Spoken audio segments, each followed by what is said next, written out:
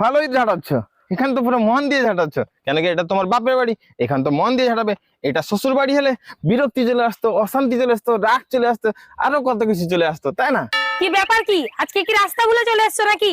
আরে কোন রাস্তা ভুলে চলে আসিনি, 2 মাস হলো এসছো, একবারও যাওয়ার নাম ধরছো না। কি ব্যাপার, তোমার কি ব্যাপার? 2 মাস ধরে এসছি, কই একবার তো খোঁজ খবর নাওনি, নিতে আসোনি, আজকে হঠাৎ কি ব্যাপার? আরে খোঁজ খবর কি নেবো, তোমাকে কল করছি, কল তুলেছো একবারও? কেন তোমার কল তুলতে যাবো? তুমি কি ফোনটা আমাকে এনে দিয়েছিলে নাকি? আরে ফোনটা যে এনে দিক, একটা মানুষ কল করছে মানে কল তুলবে না তুমি? কেন আমি তোমার কল তুলবো? আর আমি কি তোমার বউ নাকি? আমি তো তোমার মায়ের, তোমার বোনের, এরা অর্ডার দিবে, এদের অর্ডারেই আমি চলবো। দেখো খবরদার মায়ের কথা বলবে না উল্টো পাল্টা।